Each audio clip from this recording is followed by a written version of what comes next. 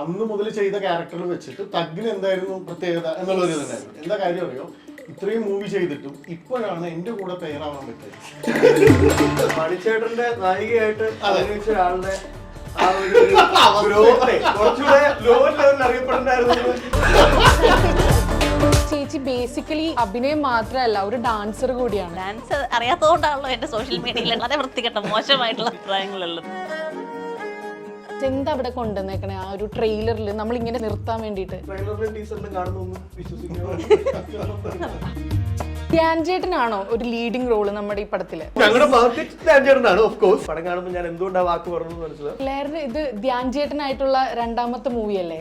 എന്തെങ്കിലും connections feel ചെയ്തിട്ടുണ്ടോ? അതില് ഒരു സിനിമയിൽ നിവർത്തിക്കാത്തത് ഈ സിനിമയിൽ നിവർത്തിക്കുന്നുണ്ട്. അത് പറയാൻ പറ്റാത്ത അവസ്ഥയിലാണ്.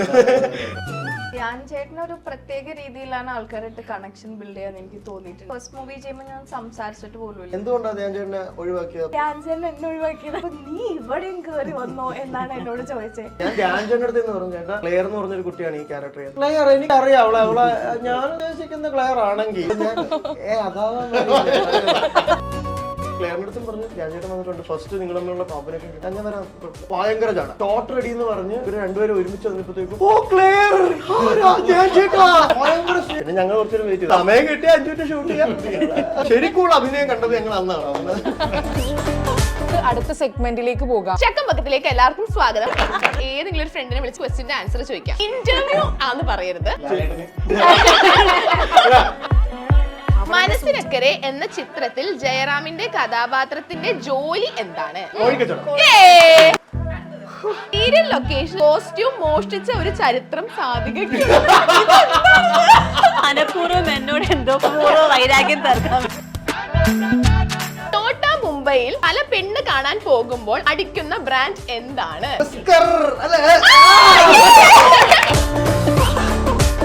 മനസ്സിൽ കാണുന്ന ഇവന്റ് അത് ഏതുമായിക്കോട്ടെ അതിനെ കൂടുതൽ കളർഫുൾ ആക്കാൻ കൂടുതൽ സ്പെഷ്യൽ കണ്ടന്റോടുകൂടി milestone events birthday party, engagement, കല്യാണം, കോർപ്പറേറ്റ് ഇവന്റ്സ് അങ്ങനെ ഏത് ഇവന്റ്സും കൂടുതൽ സ്പെഷ്യൽ കണ്ടന്റോടുകൂടി നമുക്ക് മനോഹരമാക്കാം മൈൽസ്റ്റോൺ ഇവന്റ്സിലൂടെ.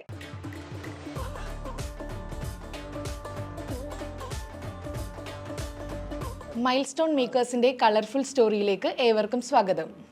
ഇന്ന് നമ്മുടെ കൂടെ ഉള്ളത് Sathvika Venugopal, Claire, Dev and Balu S Nair. ചേച്ചി ചേച്ചി ചേട്ടാ ചേട്ടാ വെൽക്കം ടു ദ ഷോ.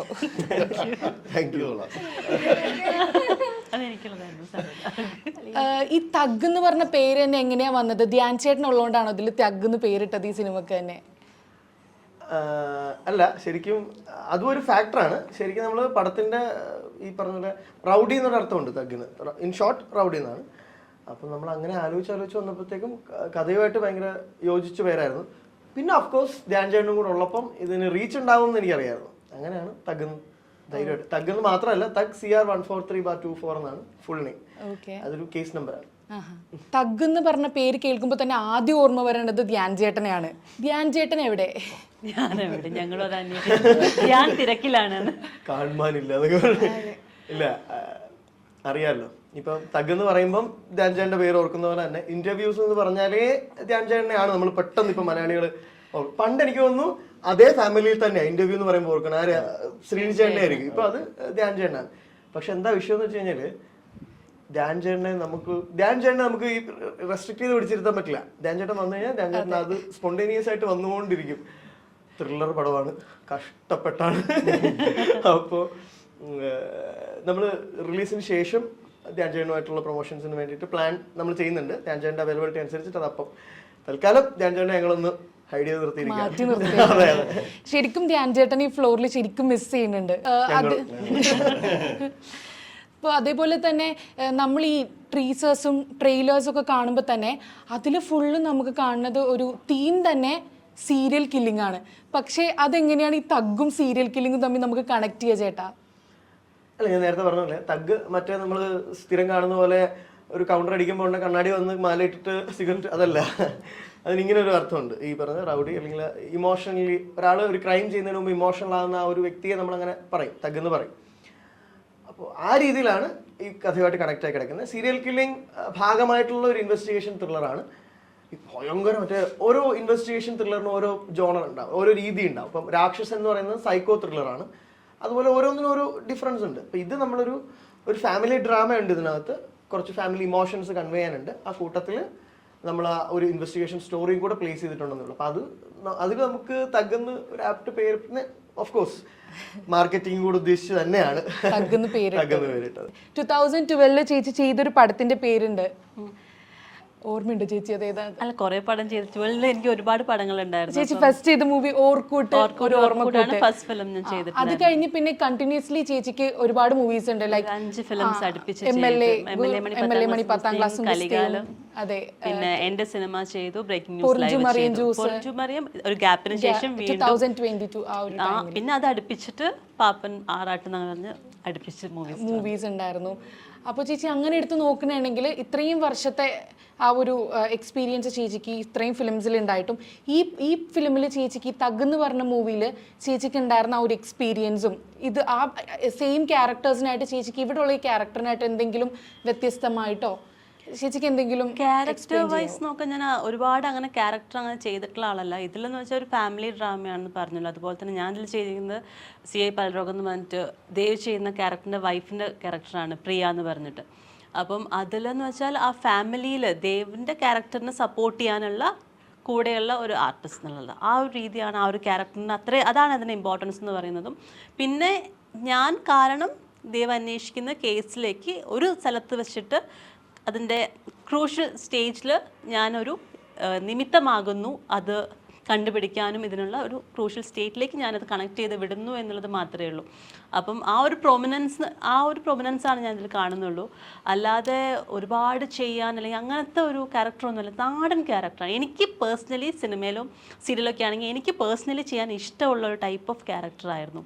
തനി നാടൻ സാരിയൊക്കെ ഇട്ട ഒരു നാട്ടിൻപുറത്തുകാരി, അങ്ങനത്തെ ഒരു കൈൻഡ് ഓഫ് ഒരു ഫാമിലി ഗേൾ, ആ ഒരു ലുക്കും ആ ഒരു സംഭവമായിരുന്നു. കാരണം എൻ്റെ അടുത്ത് പലപ്പോഴും ഷോർട്ട് ഫിലിംസും എല്ലാം കഴിയും പലപ്പോഴും ആൾക്കാർ ചോദിക്കാറുണ്ട് എന്താ എപ്പോഴും ഗ്ലാമർ കാര്യങ്ങൾ ചെയ്യുന്നത്. കാരണം ഞാൻ സിനിമയിൽ ഇന്നേ വരെ ഗ്ലാമറായിട്ട് ഇപ്പോഴാണ് 916 കുഞ്ഞുട്ടിലാണ് കുറച്ചെങ്കിലും ഒരു ഗ്ലാമറസ് ആയിട്ടുള്ള സംഭവം ചെയ്തിട്ടുള്ളത്. എല്ലാ സിനിമയിലും ഞാൻ ചെയ്ത എല്ലാം നാടൻ കൈൻഡ് ഓഫ് സംഭവങ്ങൾ തന്നെയാണ്. പക്ഷെ എനിക്കറിയില്ല ആൾക്കാർ, അല്ലെങ്കിൽ പിന്നെ പോലീസാണ്. അപ്പം എനിക്ക് എപ്പോഴും ഇഷ്ടം നാടൻ ക്യാരക്ടേഴ്സ് ചെയ്യാനാണ്. അപ്പോൾ അങ്ങനെ നോക്കുമ്പം ഇപ്പം ഞാൻ മറ്റേ MLA മണി ചെയ്തിരിക്കുന്നത് മണിച്ചേട്ടൻ്റെ പേരായിട്ട് അതൊരു തനി നാടൻ നാട്ടുപുറത്തുകാരി കുട്ടിയാണ്. പൊറിഞ്ചൂല് അഗെയിൻ ഒരു വൈഫായിട്ട് അനിലേട്ടൻ്റെ വൈഫായിട്ടാണ് ഞാൻ ചെയ്തിട്ടുള്ളത്. പിന്നെ ആറാട്ടിലും അതേപോലെ തന്നെ ബിൻചേട്ടൻ്റെ വൈഫായിട്ടാണ് ചെയ്തിരിക്കുന്നത്. അപ്പോൾ അതൊക്കെ ആ ക്യാരക്ടേഴ്സൊക്കെ ഒരു വീട്ടിലെ കുട്ടി, എനിക്ക് എപ്പോഴും വീട്ടിലെ കുട്ടി ഇമേജ് എനിക്ക് ഇഷ്ടമുള്ളതാണ്. അപ്പൊ ഇതിലും അങ്ങനെ ഒരു സംഭവം തന്നെയാണ് ചെയ്തിട്ടുള്ളത്. ചോദിച്ച ചോദ്യമില്ലേ, അത് ഉദ്ദേശിച്ച ഉത്തരത്തിലേക്ക് നമ്മൾ എത്തിയില്ല. അന്ന് മുതൽ ചെയ്ത ക്യാരക്ടർ വെച്ചിട്ട് തഗ്ഗിൽ എന്തായിരുന്നു പ്രത്യേകത എന്നുള്ളത് തന്നെയായിരുന്നു. എന്താ കാര്യം അറിയോ, ഇത്രയും മൂവി ചെയ്തിട്ടും ഇപ്പോഴാണ് എന്റെ കൂടെ പെയറാവാൻ പറ്റിയത്. അതൊരു വലിയ ഞാൻ മനസ്സിലാക്കുന്ന ഒരു കാര്യം, മണിച്ചേട്ടന്റെ നായികയായിട്ട് അഭിനയിച്ച ഒരാളുടെ ആ ഒരു ഗ്രോത്ത് കുറച്ചുകൂടെ ലോ ലെവലിൽ അറിയപ്പെടണ്ടായിരുന്നു.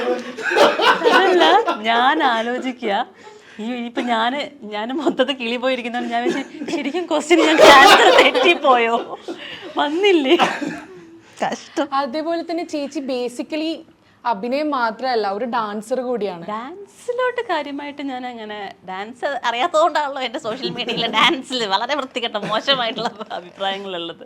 ഞാൻ ഡാൻസർ അല്ല ആക്ച്വലി. ഡാൻസ് ചെയ്യുന്ന വെച്ചാൽ എനിക്ക് പറഞ്ഞു തന്നാൽ ചെയ്യും എന്നല്ലാതെ ഡാൻസ് പഠിച്ചിട്ടും ഒന്നുമില്ല ഞാൻ. ഓക്കെ, നമ്മൾക്ക് ആ ട്രെയിലർ കാണുമ്പോൾ തന്നെ അത് ഫുൾ ഒരു ക്യൂരിയോസ് ആണ്. അവസാനം ഒരു ക്വസ്റ്റ്യൻ മാർക്കാണ് നമുക്ക്, ഇനി എന്താ. ട്രെയിലർ കണ്ടപ്പോൾ നമ്മൾ അങ്ങനെ ഭയങ്കര സ്റ്റക്കായിട്ട് ഇങ്ങനെ നിൽക്കും. എന്താ ചേട്ടാ അതിന്റെ ഗുട്ടൻസ്, എന്താ അവിടെ കൊണ്ടുവന്നേക്കണേ ആ ഒരു ട്രെയിലറിൽ നമ്മൾ ഇങ്ങനെ നിർത്താൻ വേണ്ടിയിട്ട്? ഈ ട്രെയിലറിൽ കാണുന്ന എല്ലാം ഒന്നും വിശ്വസിക്കാൻ പറ്റില്ല. നമ്മൾ പല ട്രെയിലറും കാണും. തുടരും ഒരു എക്സാമ്പിൾ ആണ് കേട്ടോ. നമ്മൾ എന്ത് കരുതിയാണ് തിയേറ്ററിൽ പോയത്, നമുക്ക് എന്താണ് തിയേറ്ററിൽ തന്നത്. ഇത് വർഷങ്ങൾക്ക് മുമ്പ് ദൃശ്യത്തിലും ഇത് നമുക്ക് കിട്ടിയിട്ടുള്ളതാണ്. നമ്മുടെ സിനിമയിൽ അങ്ങനെ വലിയ അവകാശവാദമൊന്നുമില്ല. ഈ കാണുന്ന ടീസറിൽ കാണുന്ന പോലെ തന്നെ ഒരു വളരെ ഫാസ്റ്റ് ആയിട്ട് പോകുന്ന ഒരു കുറച്ച് ദൈർഘ്യമൊക്കെ കുറഞ്ഞ് 2 മണിക്കൂറിന് താഴെ മാത്രം ദൈർഘ്യമുള്ള ഒരു ഇൻവെസ്റ്റിഗേഷൻ ത്രില്ലറാണ്. ഈ പറഞ്ഞ പോലെ ഫാമിലി ഡ്രാമ ഇമോഷൻസും ഒക്കെ ഉണ്ട്. പക്ഷെ ഞാൻ വീണ്ടും പറയുന്നു, ട്രെയിലറിലും ടീസറിലും കാണുന്നൊന്നും വിശ്വസിക്കണം. അതെന്തോ ഉണ്ടല്ലോ ചേട്ടാ അതിലതൊന്നും അങ്ങനെ പറയാൻ കാരണം. അല്ല ജനകരമായ അല്ലേ ആ ഒരു സീൻ സിനിമയിൽ ഇല്ലാത്തൊരു സീൻ അവർ ഈ പറഞ്ഞ പോലെ ട്രെയിലറിന് വേണ്ടി ചിത്രീകരിച്ചിട്ടുണ്ട്. ഇത് അങ്ങനൊന്നുമല്ല, ആ കാണുന്ന എല്ലാം സിനിമയിലുണ്ട്. പക്ഷെ നിങ്ങളിപ്പോ കാണുന്ന രീതിയിലൊന്നും ആയിരിക്കത്തില്ല സിനിമയിലൊന്നുണ്ടാവുക. അപ്പൊ അത് കണ്ടു തന്നെ അറിയണം. ഓക്കെ. കോശി. അപ്പൊ ധ്യാൻ ചേട്ടനാണോ ഒരു ലീഡിംഗ് റോള് നമ്മുടെ ഈ പടത്തില്? ധ്യാൻ ചേട്ടൻ ഹീറോ അല്ല, പക്ഷെ ധ്യാൻ ചേട്ടനാണ് ഈ സിനിമയുടെ ഞങ്ങളുടെ മാർക്കറ്റ്. ഞങ്ങളുടെ മാർക്കറ്റ് ധ്യാൻ ചേട്ടനാണ് ഓഫ് കോഴ്സ്. അതിനപ്പുറം ഇതിന്റെ സോൾ എന്ന് പറയുന്ന ഒരു സംഭവം, സോൾ എന്ന് പറയുന്നത് അത് പടം കാണുമ്പോൾ ഞാൻ എന്തുകൊണ്ട് ആ വാക്ക് പറഞ്ഞു മനസ്സിലാവും, ധ്യാൻ ചേട്ടനാണ്. അതേപോലെ തന്നെ ഈ ട്രെയിലറിൽ അതിന്റെ BGM ഉണ്ട്. അതുപോലെ തന്നെ പാട്ട് കേട്ടാലും BGM ഭയങ്കര യുണീക്ക് ആയിട്ടാണ് ഫീൽ ചെയ്തത്. അപ്പൊ അത് എത്രത്തോളം അതിന്റെ എത്രത്തോളം പ്രസൻസ് നമ്മുടെ ഈ പടത്തിലുണ്ട് ചേട്ടാ? പടത്തിൽ അത് കാണാൻ ഒരു വഴിയില്ല. അതായത് നമ്മള് ടീച്ചർ എന്നൊക്കെ പറയാൻ നമ്മൾ ഈ പറഞ്ഞ ലിമിറ്റഡ് ടൈം കൊണ്ട് ആളുകളെ നമ്മൾ അട്രാക്ട് ചെയ്തെടുക്കണമല്ലോ. അതത്ര യുണീക്ക് ആയിരുന്നു. അതിനുവേണ്ടി തന്നെ ഇച്ചിരി മെനക്കെട്ടതാണ്. അപ്പൊ ഇനി സിനിമയിലേക്ക് അടക്കുമ്പോഴത്തേക്കും സിനിമയുടെ മൂഡിനനുസരിച്ചിട്ട് നമ്മൾ വേറെ പരിപാടിയാണ് പിടിച്ചിരിക്കുന്നത്. ഈ ടീച്ചറിൽ കണ്ട മ്യൂസിക് ഒന്നും നമ്മൾ സിനിമയിൽ പാട്ടുണ്ടല്ലോ അല്ലെ, പാട്ടിന്റെ കാര്യം എന്താ ചോദിച്ചത്? പാട്ട് ഈ പറഞ്ഞ പോലെ നമ്മൾ ഒരു സോങ്, നമ്മൾ പുതിയ സോങ് അല്ല, നമ്മൾ ഓൾറെഡി നമ്മുടെ ജനങ്ങൾക്ക് എല്ലാവർക്കും ഇഷ്ടമുള്ള ഉണ്ണികളെ ഒരു കഥ പറയാം എന്ന് പറഞ്ഞ പാട്ട് നമ്മൾ റീപ്രൊഡ്യൂസ് ചെയ്തിരിക്കുകയാണ് നമ്മുടെ സിനിമയ്ക്ക് വേണ്ടിയിട്ട്. സുദീപ് ഏട്ടനാണ് അത് പാടിയത്. എബി ഡേവിഡ് ആണ് അതിന്റെ മ്യൂസിക് ചെയ്തിരിക്കുന്നത്, റീപ്രൊഡ്യൂസ് ചെയ്തിരിക്കുന്നത്. നന്നായിട്ട് വന്നിട്ടുണ്ടെന്നാണ് എനിക്ക് തോന്നുന്നത്. കമ്മിങ് ബാക്ക് ടു ക്ലെയറിന് ഇത് ധ്യാൻ ചേട്ടനായിട്ടുള്ള രണ്ടാമത്തെ മൂവി അല്ലേ ഇത്? 2.5 ഒരു മൂവി പോസ്റ്റ് പ്രൊഡക്ഷൻ നടക്കുന്നുണ്ട്. ഓക്കെ. എപ്പോഴും ഇറങ്ങാന്ന് അറിയില്ല, പക്ഷെ നടക്കുന്നുണ്ട്. അപ്പോൾ ഈ ഡിറ്റക്റ്റീവ് ഉജ്ജ്വാലനും അതേപോലെ തന്നെ ഇപ്പൊ ഈ നമ്മുടെ തഗ്ഗും ഇത് തമ്മിൽ എന്തെങ്കിലും കണക്ഷൻസ് ഫീൽ ചെയ്തിട്ടുണ്ടോ? ധ്യാൻ ചേട്ടൻ അല്ലാണ്ട് വേറൊരു കണക്ഷൻ ഇവർ രണ്ടുപേരും ഈ സിനിമയിൽ അതില് ഒരു സിനിമയിൽ നിവർത്തിക്കാത്തത് ഈ സിനിമയിൽ നിവർത്തിക്കുന്നുണ്ട്.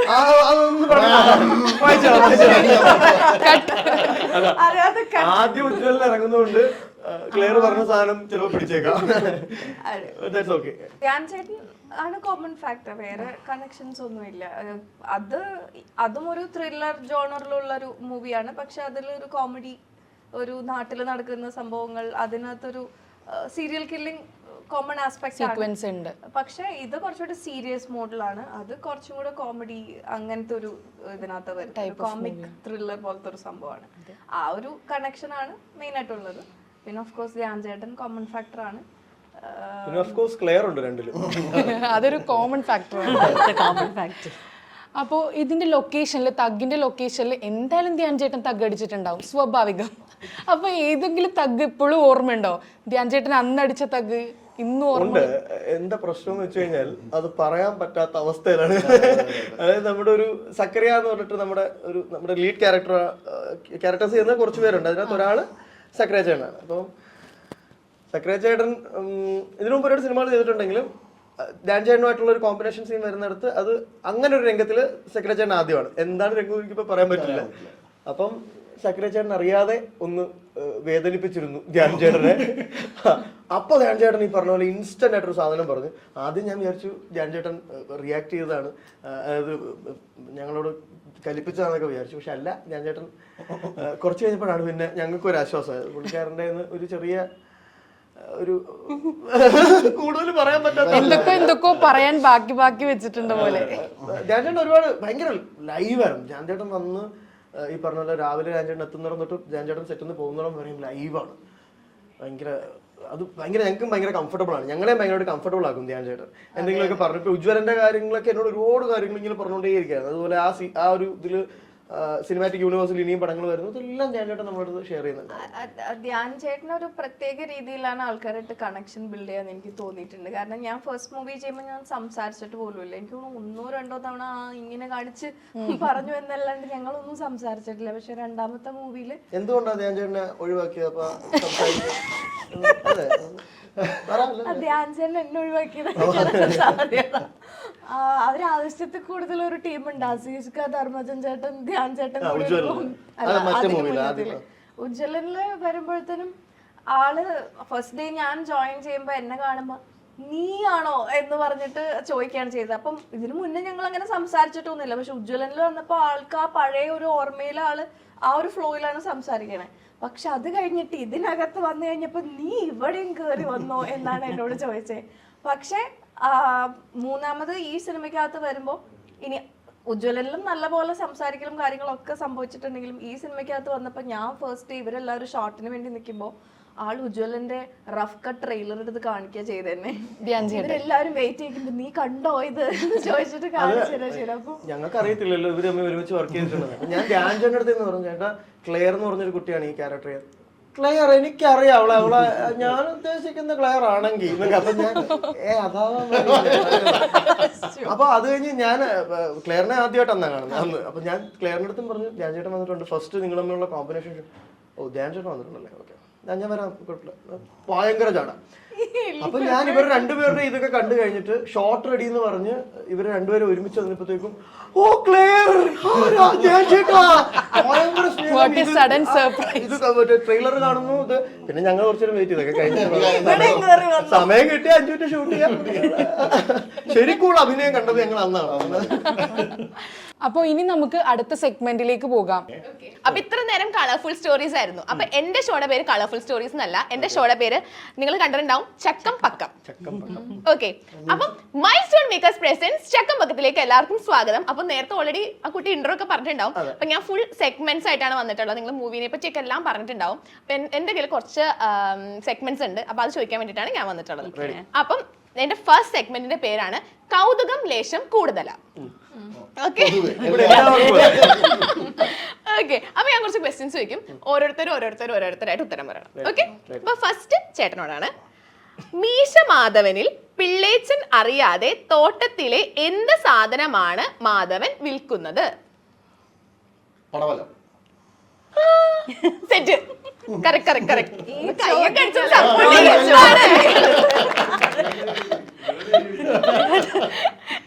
കോപ്പി അടിക്കാൻ പറ്റുമോ? പിള്ളേച്ചന്റെ അതേ സ്വഭാവമുള്ള ആ ക്വസ്റ്റ്യൻ ആണെങ്കിൽ എനിക്ക് അറിയാമായിരുന്നു. ഓക്കെ, അടുത്ത സാധിക ചേച്ചിനോടാണ്. മീനത്തിൽ താലികെട്ട് എന്ന സിനിമയിലെ ദിലീപ് ചെയ്ത കഥാപാത്രത്തിന്റെ ഇരട്ട പേരെന്ത്? അയ്യോ, അതെ സത്യം കിട്ടും, ഇവിടുന്ന് ഹെൽപ്പ് ചെയ്യുന്നു. ഒറിജിനൽ നെയിം അല്ലേ? അവൾ ആ മോള് വിളിക്കുന്ന പേരല്ലേ? പക്ഷെ അവള് വിളിക്കുന്നതാ, അനിയത്തി വിളിക്കുന്ന പേരല്ലേ? പക്ഷെ എനിക്ക് തോറ്റോ? തോറ്റില്ലേ? അപ്പൊ ഇതിന് ആൻസർ പറഞ്ഞില്ലെങ്കിൽ പണിഷ്മെന്റ് ഉണ്ട്. ചേച്ചിക്ക് ആരെ വേണമെങ്കിലും വിളിക്കാം. ചേച്ചി ഏതെങ്കിലും ഒരു ഫ്രണ്ടിനെ വിളിച്ചിട്ട് ചോദിക്കാം, ഈ ക്വസ്റ്റിന്റെ ആൻസർ ചോദിക്കാം. പക്ഷെ ഇന്റർവ്യൂ ആന്ന് പറയരുത്. ഏത് ഫ്രണ്ടിനെ വിളിച്ചിട്ട് ഈ ക്വസ്റ്റിന്റെ ആൻസർ ചോദിക്കാം. ചേച്ചി അവിടുന്ന് വിളിക്കും, ദേവേട്ടൻ അപ്പുറത്ത്.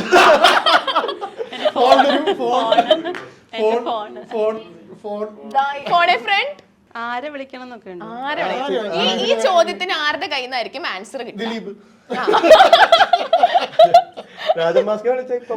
അതായിരിക്കും നന്നാവാ തോന്നുന്നു. എനിക്ക് ഇപ്പൊ ഓൾറെഡി എനിക്ക് ലൈഫിൽ ഫ്രണ്ട്സ് ഒന്നും ഇല്ലാത്തതുകൊണ്ട് ഞാൻ ഇവിടെ ഉള്ള ആരെങ്കിലും വിളിക്കും. ആരെ വിളിക്കുന്നത്? എന്നോട് ആരെങ്കിലും വിളിക്കാനേ പറഞ്ഞു. റിങ് ചെയ്യുന്ന പോലും ഇല്ലല്ലോ. ഹലോ ഹലോ ചേട്ടാ, ഞാൻ ഡൗട്ട് ചോദിക്കാൻ വേണ്ടി വിളിച്ചത്.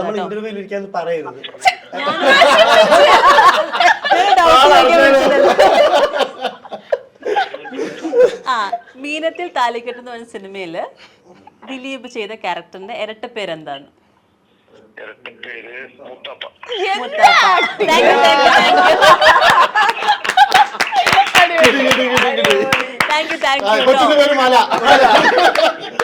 അടുത്ത ക്വസ്റ്റ്യൻ ക്ലെയർ. ഓക്കെ, കിളിച്ചുണ്ടൻ മാമ്പഴം എന്ന ചിത്രത്തിൽ മോഹൻലാൽ ആദ്യം എന്ത് കച്ചവടവുമായാണ് സൗന്ദര്യയെ കാണാൻ പോകുന്നത്? സിമ്പിൾ. സിമ്പിൾ ക്വസ്റ്റ്യൻ ആണ്, പക്ഷെ എനിക്ക് ഓർമ്മ വളയല്ലേ? വളയല്ലേ? ഫോണിൽ ഫ്രണ്ട് വേണോ? ഫോണിൽ ഫ്രണ്ട് എടുക്കാം. ഓക്കെ, ഇത് എന്തായാലും അറിയുന്ന ഒരാളാണ്. ആരെ വിളിക്കുന്നത്? ലാലേട്ടനെയാണോ?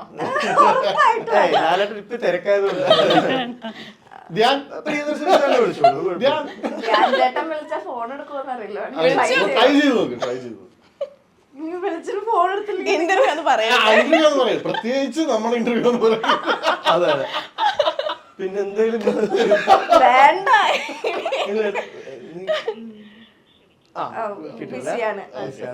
ശേഷം ശ്രമിക്കാനാണ്. ധ്യാൻ ചേട്ടനെ വിളിച്ചപ്പോൾ സംഭവിച്ചത്. അതെ, ഞങ്ങള് ഫ്ലാഷ് കട്ടാണ്. ക്ലിയർ സിനിമ കണ്ടിട്ടുണ്ടോ? ഞാൻ സിനിമ കണ്ടിട്ടുണ്ട്, പക്ഷെ ഞാൻ ഭയങ്കര വീക്കാണ്. പഴയ ക്ലാസിക് പദങ്ങളൊന്നും കാണാത്ത ഒരാളാണ്. അല്ല അല്ല പൊതുവിൽ മലയാള സിനിമകള്. ഹലോ, എടുത്തെടുത്തു. അതെ, കിളിച്ചുണ്ടൻ മാമ്പഴം എന്ന് പറഞ്ഞ സിനിമയില് ലൗഡ് സ്പീക്കർ വേണ്ടേ? വേണം അല്ലേ? ഓക്കെ. സിനിമയില് ലാലേട്ടൻ ആദ്യം എന്ത് കച്ചവടമായിട്ടാണ് സൗന്ദര്യനെ കാണാൻ വരുന്നത്? അയ്യോ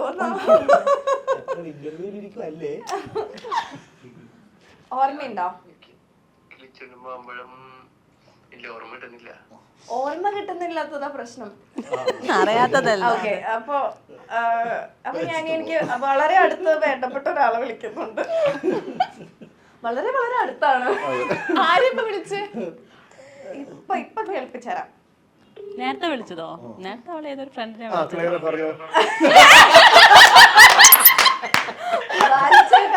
ഒരു പ്രത്യേക പ്രശ്നത്തിൽ പെട്ടിരിക്കാം.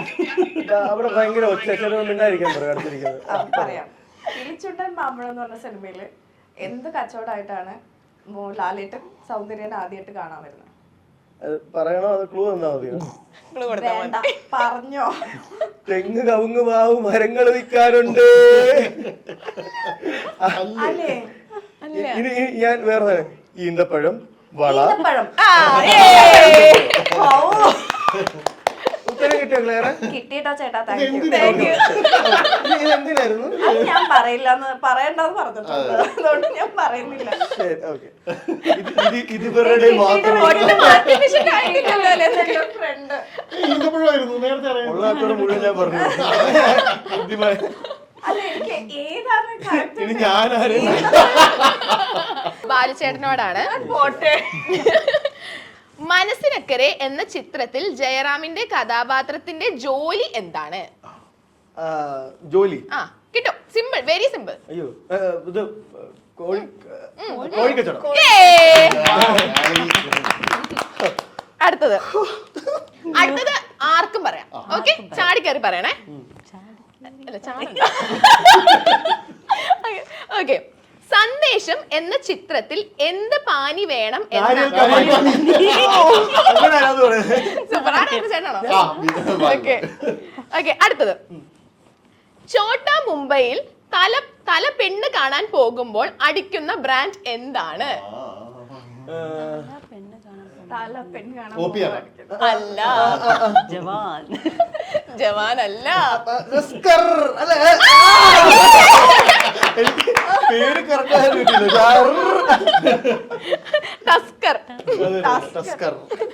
ഓക്കെ. അടുത്തത് നന്ദനത്തിൽ ബാധ കയറി എന്ന് പറയുന്ന മാളയുടെ വായ എന്ത് വെച്ചാണ് അടച്ചു വെക്കുന്നത്?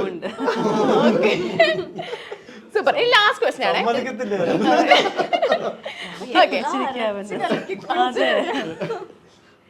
CID മൂസയിൽ തൊരപ്പൻ കൊച്ചുണ്ണി മോഷണത്തിനായി കയറുന്ന ഫ്ലാറ്റിന്റെ പേരും നമ്പറും എത്ര? 12B. 12B. മറ്റേ ഫ്ലാറ്റിന്റെ പേര്. ഫ്ലാറ്റിന്റെ പേര് അവർക്കിപ്പോ ഫ്രീ പ്രൊമോഷൻ ആവുമല്ലോ. അതെ, 12B ഫേമസ് 12B ആണ്. സ്കൈലൈൻ. ഫ്ലാറ്റാണ് ചോദിക്കുന്നത്. ഞാൻ വിചാരിച്ചു അവിടെ പർട്ടിക്കുലർ ഫ്ലാറ്റിന് പേര് എഴുതി വെച്ചിട്ടുണ്ടെന്ന് വിചാരിച്ചു. ഇവര് രണ്ടാളും ഇഞ്ചോടിഞ്ച് പോരാട്ടോ. Okay, super. അപ്പം നമ്മുടെ ഈ ഒരു സെഗ്മെന്റ് കഴിഞ്ഞു. ഇവർക്കൊക്കെ സിനിമ കാണാൻ സമയമില്ലല്ലോ. ഈ സിനിമകളൊക്കെ നന്നായിട്ട് കണ്ടിട്ടുണ്ട്. ഞാൻ അതുമില്ല, ഞാൻ പകുതി പടങ്ങൾ കാണാത്ത ആളാണ്. ആണോ? ഈ സിനിമ വരെ പകുതി കണ്ടിട്ടുള്ളൂ. അല്ല, ഇത് ചിലത് ഓർത്തു വെക്കുന്ന സംഭവങ്ങൾ. ഇപ്പൊ പടവലങ്ങയുടെ കേസ് പറഞ്ഞതില് അതിന് മുമ്പ് അതിന് കൊടുക്കുന്ന ഒരു ഇൻട്രോ ഉണ്ട്. അതായത് ഇങ്ങനെ അതൊക്കെയാണ് ഓർത്തു വെക്കാനുള്ള കാര്യങ്ങൾ. മറക്കില്ല. ഓക്കെ, അപ്പം ഈ സെഗ്മെന്റ് കഴിഞ്ഞു. ഈ സെഗ്മെന്റിൽ നിന്ന് ഞാൻ നിങ്ങളെ വേറൊരു സെഗ്മെന്റിലേക്ക് കൊണ്ടുപോവാണ്. ഓക്കെ, ഈ സെഗ്മെന്റിന്റെ പേരാണ് നുണച്ചിപ്പാറു. ഓക്കെ,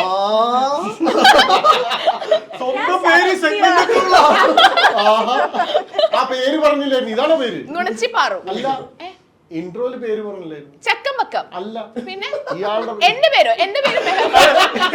എന്താ ഇയാളുടെ പേര്? നുണച്ചിപ്പാറു. മറ്റേ ആള് പേര് പറഞ്ഞു ആഫിയ അല്ലേ? അല്ല, എന്റെ പേര് മെഹർ. മെഹർ. ആ ഓക്കെ. ഞാൻ നുണച്ചിപ്പാറു എന്ന് പറഞ്ഞപ്പോ പെട്ടെന്ന് ചേട്ടനെ ഈ ന്യൂജൻ സോഷ്യൽ മീഡിയയിൽ ആക്റ്റീവ് അല്ലാത്തതുകൊണ്ട് വേറെ അറിയാത്ത ആരും ഇല്ല ഇവിടെ. അപ്പൊ ഞാൻ ഈ ചോദിച്ച സാധനം കട്ട് ചെയ്തേ. കട്ട് ചെയ്യണേ മറക്കല്ലേ. ഓക്കെ, അപ്പൊ ഇതിനകത്ത് ഞാൻ കുറച്ച് ക്വസ്റ്റ്യൻസ് വായിക്കും. അപ്പൊ അതിനകത്താണെങ്കിൽ ഞാൻ പറയുന്നത് നുണയാണെങ്കിൽ നിങ്ങൾ നുണച്ചിപ്പാറൂന്ന് ഉറക്കെ വിളിച്ച് പറയാം. ഇത് ഇൻട്രസ്റ്റിംഗ് ആണ്. ക്വസ്റ്റ്യൻസ് നിങ്ങൾ ഫുൾ നിങ്ങളുടെ തഗ് മൂവിനെ പറ്റി റിലേറ്റ് ചെയ്തിട്ടുള്ളതാണ്. ഓക്കെ, അപ്പം ഞാൻ എന്തെങ്കിലും പറയുമ്പോ അത് നുണയാണെങ്കിൽ നിങ്ങൾക്ക് നുണച്ചിപ്പാറു. ഇത് പടത്തിന്റെ കഥ റിവീൽ ചെയ്യാനുള്ള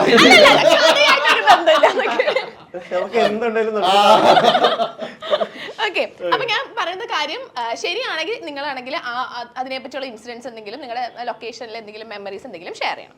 ഓക്കെ, ഫസ്റ്റ് വൺ. ധ്യാൻ ചേട്ടൻ ഈ സിനിമയുടെ സെറ്റിൽ തഗ് അടിച്ച് കുളമാക്കി. കുളമാക്കിയിട്ടില്ലാത്തതിനാൽ കുളം വരെ എത്തിയിട്ടില്ല. പിന്നെ തగ్గടിച്ചില്ലെന്ന് പറഞ്ഞത് തെറ്റാണെങ്കിൽ നുണച്ചിപ്പാറെന്ന് പറയാം, ശരിയാണെങ്കിൽ എന്ത് പറയാം? ശരിയാണെങ്കിൽ സംഭവത്തിനെ പറ്റി പറയണം. ധ്യാൻ ചേട്ടൻ പറഞ്ഞൊരു മറക്കാനാവാത്ത തഗ് എന്താണ്? എവിടെ? സെറ്റിലോ നിങ്ങളുടെ അടുത്തോ എപ്പോഴെങ്കിലൊക്കെ?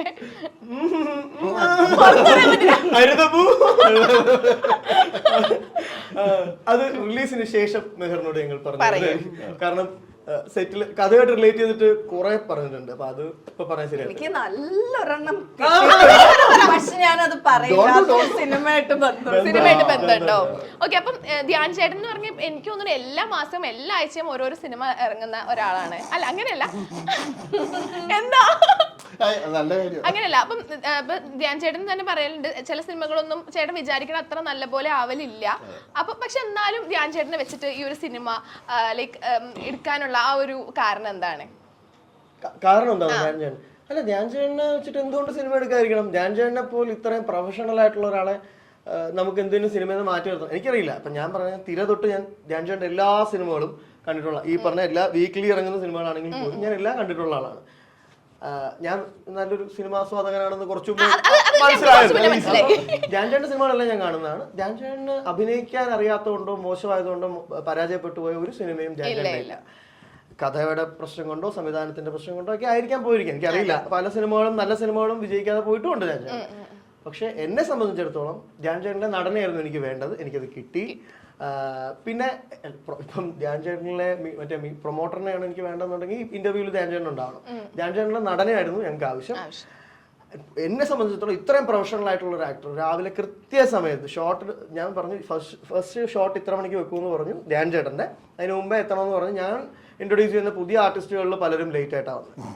ധ്യാൻ ചേട്ടൻ കൃത്യം ടൈമിൽ, അതായത് ചിലരൊക്കെ അവിടെ പ്രമുഖ നടന്നു ഞാൻ ആളെ പറയത്തില്ല. പക്ഷെ ഇല്ല, അപ്പൊ ഞാൻ പറഞ്ഞതല്ല.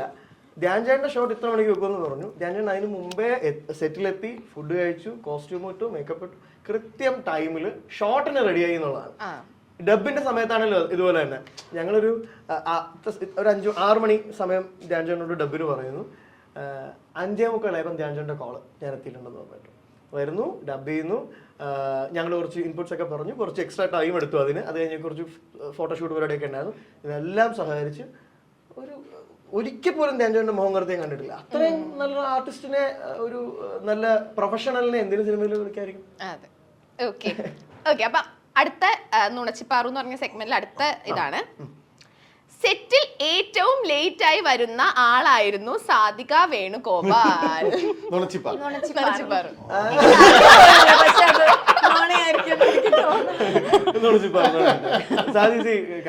ടൈമിൽ വരും. അപ്പൊ ചേട്ടനാണ് ഏറ്റവും ലേറ്റ് ആയിട്ട് വരുന്നത്. അതാണെങ്കിൽ സത്യവതി സാവിത്രി ഞാൻ വിളിച്ചത്.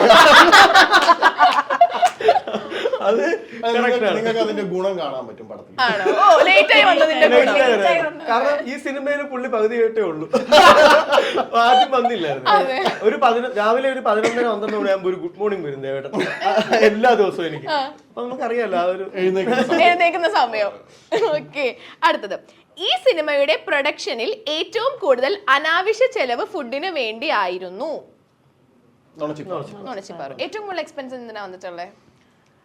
ടെക്നിക്കൽ സൈഡ് ടെക്നിക്കൽ സൈഡിൽ അല്ല ഇപ്പൊ ഇത് ഇവിടെയാണ് നുണച്ചിപ്പാറു. അതായത് ശരിക്കും സംഭവം ചെലവ് വന്നിട്ടുള്ളത് വലിയ ആർട്ടിസ്റ്റിന്റെ പേയ്മെന്റ് ആയിരുന്നു. ഞങ്ങളെ പോലുള്ള വലിയ വലിയ ആർട്ടിസ്റ്റുകൾ. ഞങ്ങളെ പോലുള്ള അല്ല അങ്ങനെ ഫുഡൊക്കെ നമ്മള് അതിന് നമ്മളൊരു എക്സ്പെൻസ് ആയിട്ട് കണ്ടിട്ടുമില്ല. നമ്മുടെ ടെക്നീഷ്യൻസും ആർട്ടിസ്റ്റും എല്ലാം നന്നായിട്ട് ഹാർഡ് വർക്ക് ചെയ്യുന്നുണ്ട്. അപ്പൊ അവർക്ക് മനസ്സ് നിറയെ ഭക്ഷണം കൊടുക്കുക എന്നുള്ള ഒരു ആഗ്രഹം ഞങ്ങൾക്കുണ്ടായിരുന്നു. ഞങ്ങളുടെ കൺട്രോളർ രാജേട്ടൻ അതിനുവേണ്ടി സ്പെഷ്യൽ എഫേർട്ട് എടുത്ത് സക്കീർക്ക എന്ന് പറഞ്ഞിട്ടുള്ള പ്രൊഡക്ഷൻ യൂണിറ്റിനെ കൊണ്ടുവന്ന് കൃത്യമായിട്ട് ഭക്ഷണം. അതിൽ ഒരു എടുത്തു പറയേണ്ട കാര്യം, ഒരു നേരം ഇന്ന ഫുഡ് ഒരാൾക്ക് പറ്റില്ലെന്ന് പറഞ്ഞാൽ അവരുടെ അതിലില്ലെങ്കിലും ആ ആൾക്കായിട്ട് മാത്രം പ്രത്യേകിച്ച് അറേഞ്ച് ചെയ്ത്.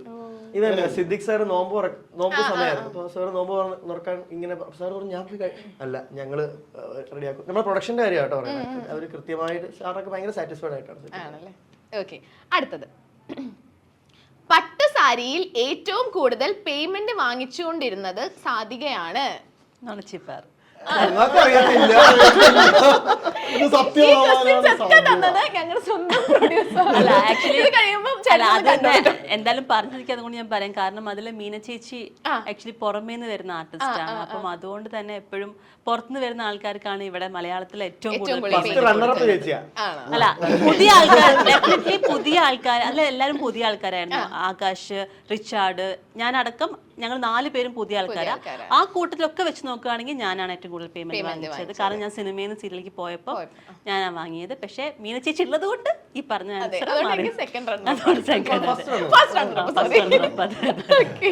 അടുത്തത്.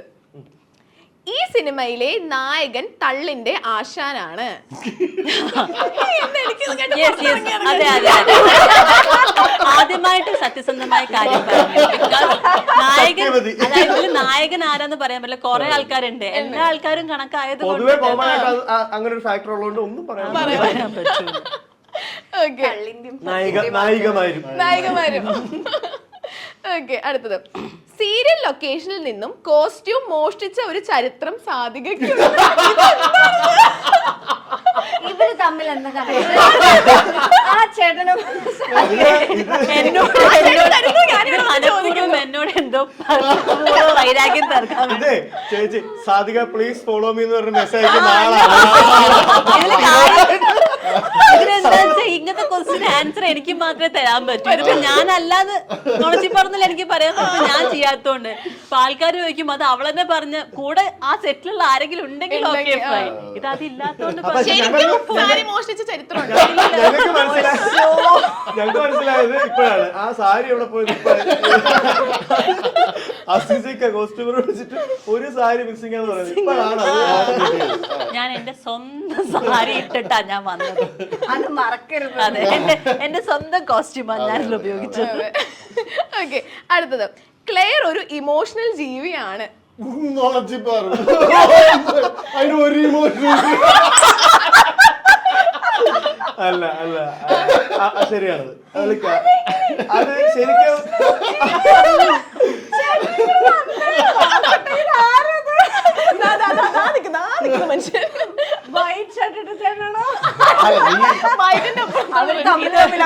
ഇതൊക്കെ അപ്പൂന്റെ അടുത്ത് മാത്രമേ വരൂ. എന്റെ എക്സ്പീരിയൻസ് വെച്ച് പറയാൻ. നീ അതുവഴി പോയപ്പോ പുള്ളിയെ മൈൻഡ് ചെയ്തില്ല. അതിന്റെ പ്രതികാരാണിത്. ഇതിന് മലയാളി അടിച്ച് പറയാം വേറൊരു വികാരം.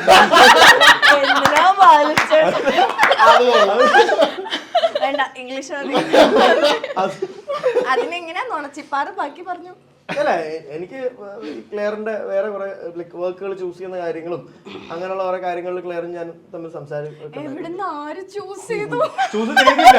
അത് എന്റെ അടുത്ത് അഭിപ്രായമൊക്കെ ചോദിച്ചു. ഞാൻ നോക്കിയ മോളെ പൊളിച്ചോ ഞാൻ എടുക്കുന്നില്ല. ശരി, എനിക്ക് ഒരു സീരിയൽ ഓഫർ വന്നതിന്റെ ഇമോഷണൽ ആണ് കുറച്ചൊക്കെ. അതെ, ഓക്കെ. അപ്പൊ നമ്മുടെ ആ ഒരു സെഗ്മെന്റ് കഴിഞ്ഞു. ഇനി ഞാൻ വേറൊരു സെഗ്മെന്റിലോട്ട് കൊണ്ടുപോകട്ടെ. അല്ല, ഇതിന്റെ പേരാണ് കാസർഗോഡൻ മലയാളം. ആരും കാസർഗോഡ് ഇല്ല. അപ്പൊ ഞാൻ കുറച്ച് വാക്കുകൾ പറയും. അപ്പൊ അതിന് നിങ്ങൾക്ക് തോന്നണത് ഈ വാക്കിന്റെ എന്താണ്. ഞാൻ കാസർഗോഡ് ഭാഷ പറയാൻ ശരിക്കുള്ള മലയാളത്തിന് നിങ്ങൾക്ക് എന്താ തോന്നണത് എന്ന് പറയണം. ഓക്കെ, അല്ല ഓക്കെ. ബൈറ്റ് വൈകിട്ട് വൈകിട്ട് ഈവനിങ്. ഓക്കെ. എന്നാ ഒക്കു ഇല്ല അല്ല നോക്കത്തില്ല. അല്ല അല്ല അല്ല ഒക്കു നേരെ ഓപ്പോസിറ്റ് ആണ്. ഉണ്ട്. ഒക്കും, yes എന്നുള്ളത്. യെസ് ആണ് ഒക്കു. ചെല്ല് നോക്കില്ല. ചെല്ല് ചെല്ല്. പോയിക്കോ. അല്ലല്ല പറയൂ. അങ്ങനെ ചൊല്ല് ഇവർ ചെല്ലുന്ന എഴുതിയേക്കാം. മധുമ നമ്പ്യാരെ വിളിക്കണം. ഫോണിൽ ഫ്രണ്ട് വേണം. അബേ. അബേ ആ. അബേ. അബേ. അബേയാണോ? അബേ അല്ലേ? അത്ര ഇല്ല ഇല്ല ഇല്ല. അല്ല അല്ല. Please don't. അതാണോ അബേ. ജൂൺ 6 നമ്മുടെ സിനിമ ഇറങ്ങാൻ പോകുന്നത്. എനിക്ക് തോന്നുന്നു ജൂൺ 5 നമ്മുടെ തഗ് ലൈഫ് ഇറങ്ങുന്നുണ്ട്. അപ്പൊ ഈ 2 മൂവീസും അടുത്തടുത്ത് ഇറക്കുന്നതിന് എന്തെങ്കിലും ഒരു കാരണം, അതെന്തെങ്കിലും ഒരു സൈക്കോളജിക്കൽ മൂവ് ആണോ? അവർക്ക് എന്താണ് വേണ്ടതെന്ന് ഞങ്ങൾക്കറിയില്ല. മേ ബി ഞങ്ങളുടെ ഫെയിം അവർക്ക് വേണ്ടിയാണ്. മനഃപൂർവ്വമാണ് ഒരു ദിവസം മുന്നേ. ഇത് വലിയ മനഃപൂർവ്വം നമ്മുടെ സിനിമ നശിപ്പിക്കാൻ വേണ്ടി ഒരു ദിവസം മുന്നേ അവര് റിലീസ് ചെയ്യും. കരുതിക്കൂട്ടി കുറച്ച് പ്രമുഖർ. അതാണല്ലോ ട്രെൻഡ്. പ്രമുഖർ ഇല്ല ഇല്ല അതൊന്നുമില്ല. അയ്യോ ഇത് മാത്രമായിട്ട് കട്ട് ചെയ്ത് കട്ട് ചെയ്തിട്ടിടും. ഇതാണ് ഞങ്ങളുടെ ഫ്ലാഷ് കട്ട്. ഇല്ല ഞങ്ങള് ആക്ച്വലി ഞങ്ങൾക്ക് ഇത് പെട്ടെന്ന് ഷൂട്ട് ചെയ്ത് പോസ്റ്റ് പ്രൊഡക്ഷൻ തീർത്ത് ഇമ്മീഡിയറ്റ്ലി ഓഡിയൻസിലേക്ക് എത്തിക്കണം എന്നുണ്ടായിരുന്നു. വെക്കേഷൻ തീരുന്നതിന് മുമ്പ് ഇറക്കണം എന്നായിരുന്നു ആഗ്രഹം. സോ മെയ് ലാസ്റ്റ് വീക്കൊക്കെ ഞങ്ങൾ പ്ലാൻ ചെയ്തിരുന്നത്. പക്ഷെ ഞങ്ങൾ പോസ്റ്റ് പ്രൊഡക്ഷൻ തീരാണ്ട് വരെ കുറച്ച് സമയമൊക്കെ എടുത്തു. അങ്ങനെ വേറെ കുറച്ച് കാര്യങ്ങളൊക്കെ കാരണം ഇച്ചിരി നീണ്ടു.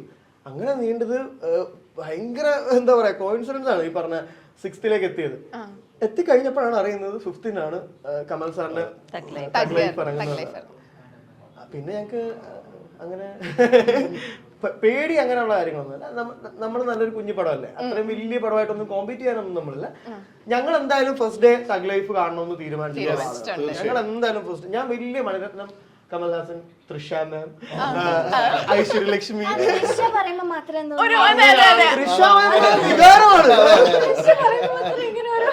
സോഫ്റ്റ് ആയിട്ട് അത് നമ്മള് നോവിക്കാൻ പാടില്ല. അപ്പം അവരൊക്കെ ഉള്ള ലെജൻസ് ഉള്ള മൂവിയാണ്. ഞങ്ങൾ എന്തായാലും ഫസ്റ്റ് ഡേ കാണുന്നുണ്ട്. ഞങ്ങളുടെ പടം അവര് കാണുമെന്ന് അറിയത്തില്ല. കാണാനുള്ള ഇട ഉണ്ടാവട്ടെ. ഞങ്ങളുടെ പടം കുഞ്ഞു പടമാണ്. അവകാശവാദങ്ങളൊന്നുമില്ല. നല്ലൊരു സിനിമ തിയേറ്ററിൽ കണ്ടിട്ടിറങ്ങാൻ പറ്റുമെന്ന് മാത്രമാണ് പറയാനുള്ളത്. എന്റെ ആർട്ടിസ്റ്റുകൾ എല്ലാവരും ഉണ്ട്. ഇവരുടെ എല്ലാം മികച്ച പ്രകടനം കാണാൻ പറ്റും. പുതുതായിട്ട് ഞാൻ ഇൻട്രൊഡ്യൂസ് ചെയ്യുന്ന കുറച്ച് ആർട്ടിസ്റ്റുകളുണ്ട്. പിന്നെ ലെജൻഡറി ആയിട്ടുള്ള സിദ്ദിഖ് സാർ, സായി ചേട്ടൻ, ബിന്ദു പണിക്കർ, ധ്യാൻ ചേട്ടൻ, ഓഫ് കോഴ്സ് ധ്യാൻ ചേട്ടന്റെ 2.0 വേർഷൻ ആണ്. ഇനിയിപ്പോ ഉജ്വലൻ തൊട്ട് അങ്ങോട്ടേക്കെന്നാണ്. ഞങ്ങൾ ആ പേരിന് കോട്ടം വരത്തില്ല എന്ന് ഉറപ്പുണ്ട്. ഓക്കെ, അപ്പം ജൂൺ 6 ഇറങ്ങാൻ പോകുന്ന തഗ്ഗിന് എന്റെ എല്ലാവിധ ആശംസകളും. Thank you so much.